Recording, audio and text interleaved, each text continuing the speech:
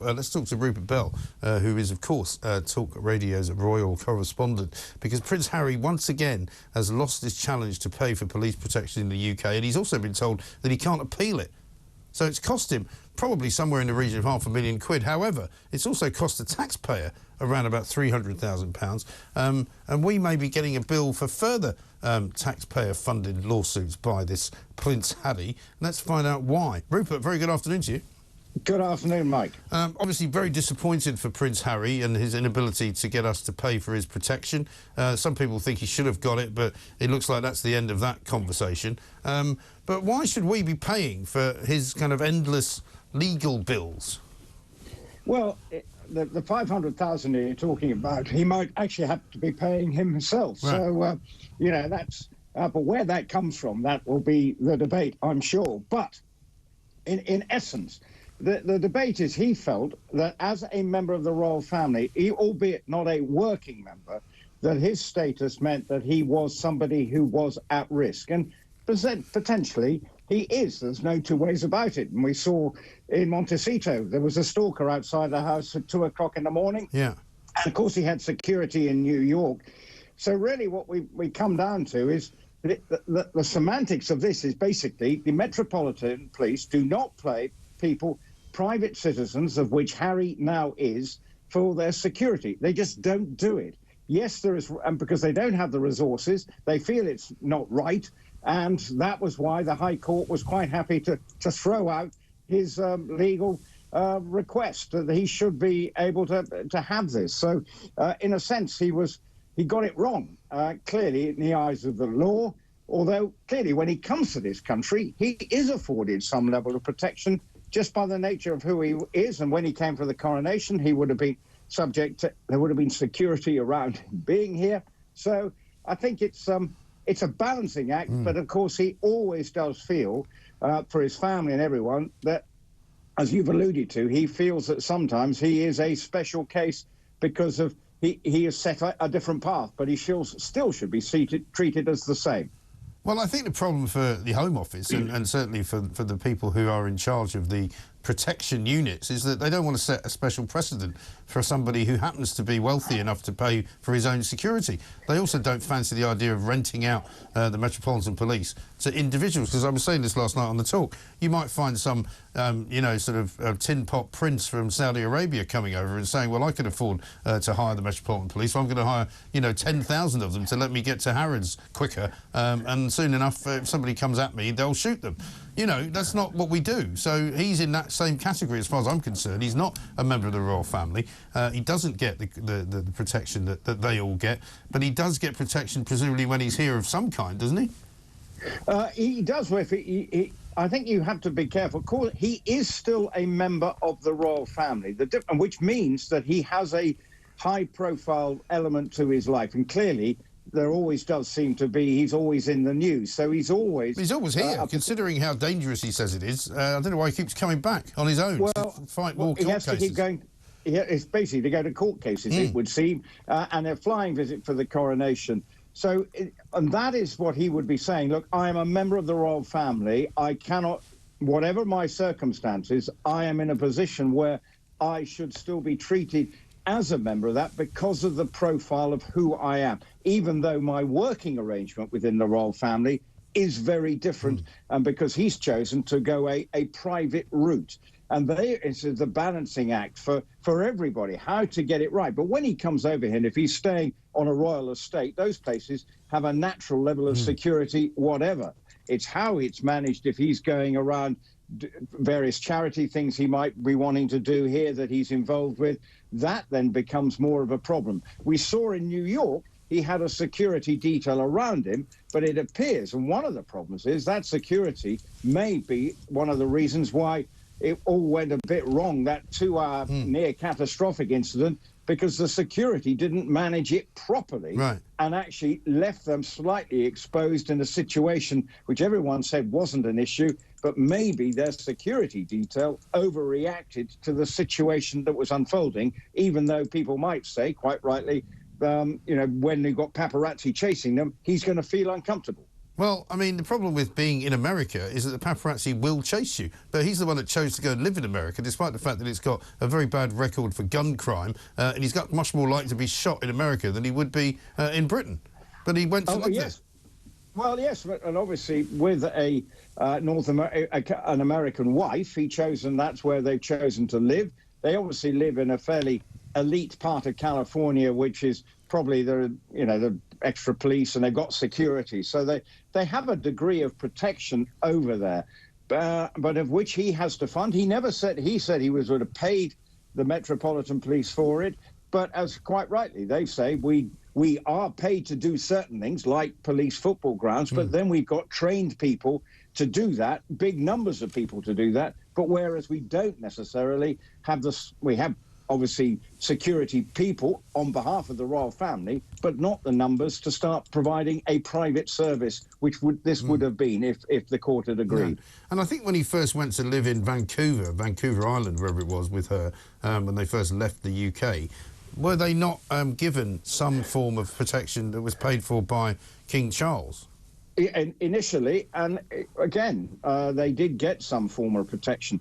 The problem is in America, it is much more of a free-for-all situation, and that's the issue. So, there's much more of a free-for-all. So therein lies the problem for Prince Harry, how to get this. You saw what happened in New York, the enormous numbers of people snapping away at them, and yes, that was the high profile, but then, in a way, they could have just sort of said, right, it was uncomfortable, but said nothing. And then the focus would have been quite rightly, whether you agree or disagree, on Meghan getting that award. And that would have been the profile. The organisers would be happy, but ended up being a complete sideshow, that event in New York, to the near catastrophic events that reportedly happened afterwards. I'm going to tell you to be careful now, because that's the second time you said near catastrophic event, and it's absolute cobblers. It was no more catastrophic than me sitting here talking to you. It's almost the near catastrophic event if an asteroid comes crashing through the window, but luckily it doesn't seem to be happening,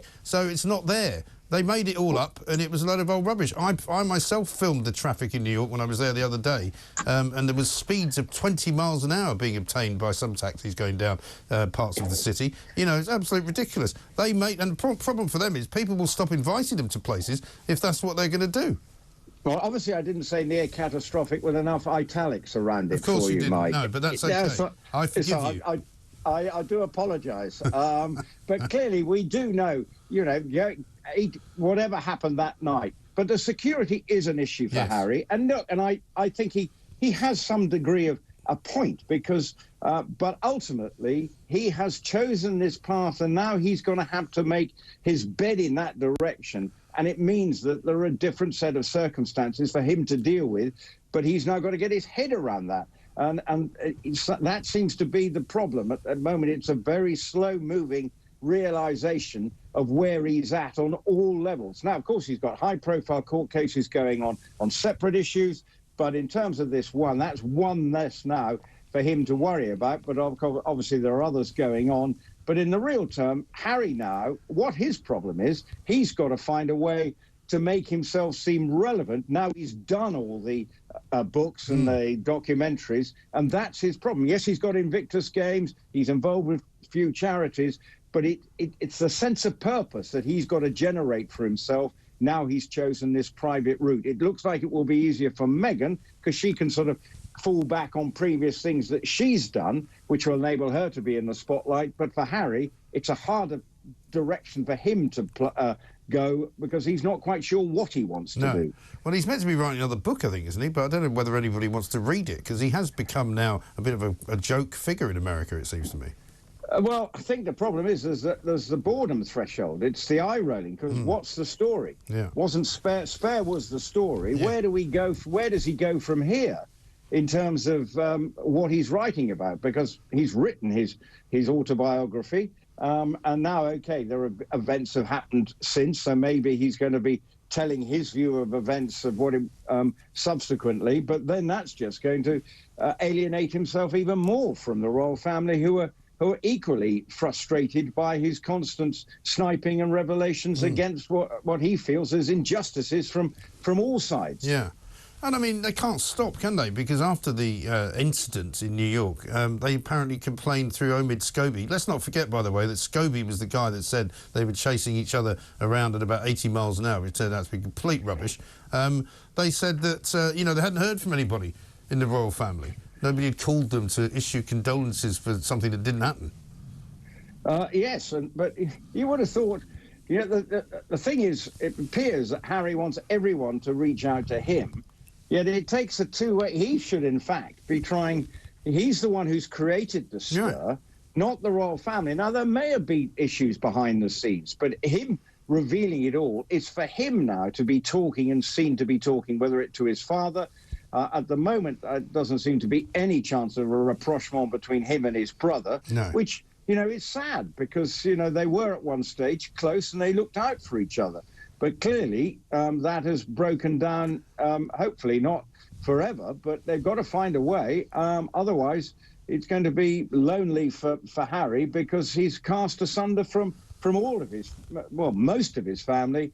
Don't give him the time of day. No, quite. Just to take your mind off it towards the end of our conversation, Rupert, I thought I should draw your attention to a piece in The Sun this morning about Wimbledon serving up a new clothing range. So when you go and cover that this year, you can wear new things that you can buy from the Wimbledon store. I don't know whether you've seen this. It's mostly in white, it seems. You buy semi-formal tennis white striped shirt dresses, green pleated skirts and shorts for men.